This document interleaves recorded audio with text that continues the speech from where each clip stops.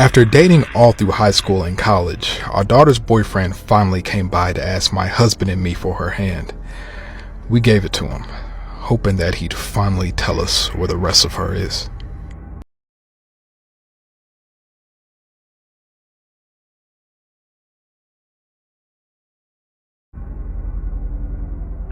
My grandmother told me it was a gift to see the angel of death in front of people's houses, to know he would be collecting someone there soon. I thought it was a gift too until the day I began to see it in front of every house.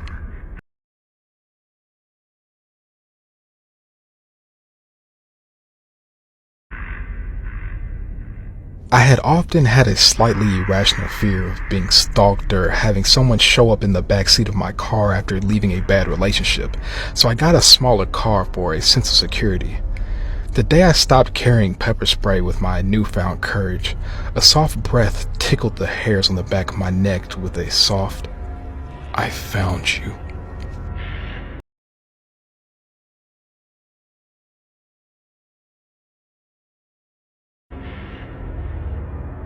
I didn't panic when my best friend Tom started shuddering from head to toe, clutching his stomach and coughing up blood. I panicked when the blood started crawling up my leg.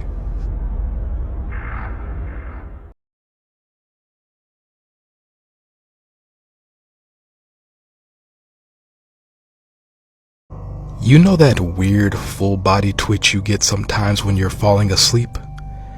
If there was a camera pointed at you and you saw what it captured at that moment, you'd never sleep again.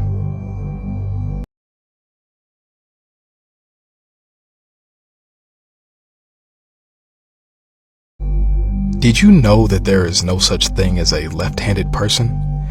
There are your kind, and then there are those of us who escaped from the other side of the mirror.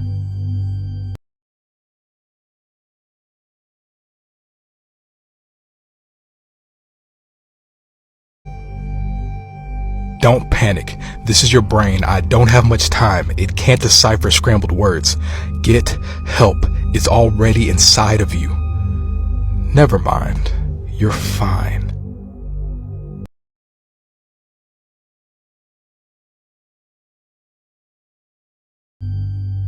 I can't move, breathe, speak, or hear, and it's so dark all of the time. If I knew it would be this lonely, I would have been cremated instead.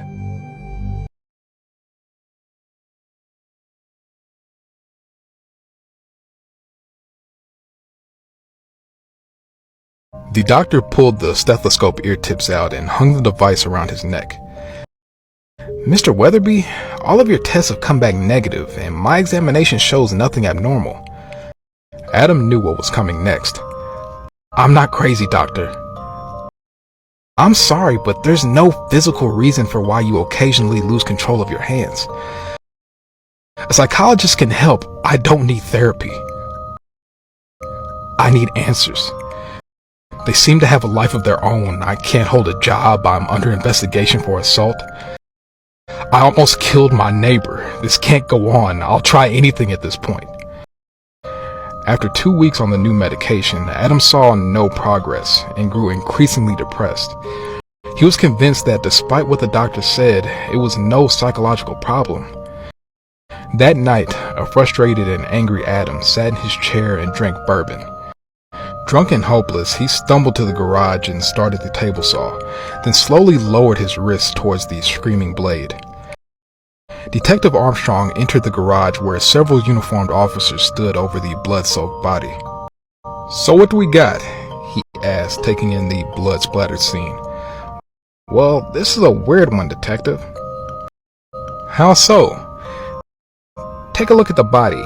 He apparently chopped off his hands with a table saw and bled to death." Armstrong knelt down. "And?" "And we can't find his hands anywhere."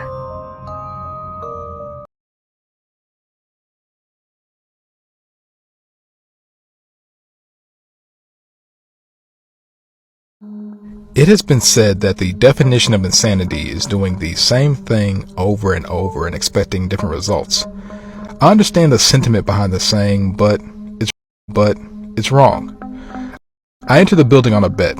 I was strapped for cash and didn't buy into the old legends of the hotel to begin with, so $50 was more than enough to get me to do it. It was simple. Just reach the top floor, the 45th floor, shine my light from a window. The hotel was old and broken, including the elevator, so that meant hiking up the stairs. So up the stairs I went. As I reached each platform, I noted the old brass plaques displaying the floor numbers. 15, 16, 17, 18. I felt a little tired as I crept higher, but so far, no ghosts, no cannibals, no demons. Piece of cake. I can't tell you how happy I was as I entered that last stretch of numbers. I joyfully counted them aloud at each platform. 40, 41, 42, 43, 44, 44. I stopped and looked back down the stairs. I must have miscounted. So I continued up. 44, one more flight. 44, and then down 10 flights. 44, 15 flights. 44. And so it's been for as long as I can remember. So really, insanity isn't doing the same thing repeatedly and expecting different results. It's knowing that the results will never, ever change. That each door leads to the same staircase, to the same number. It's realizing you no longer fall asleep. It's not knowing whether you've been running for days or weeks or years. It's when the sobbing slowly turns into laughter.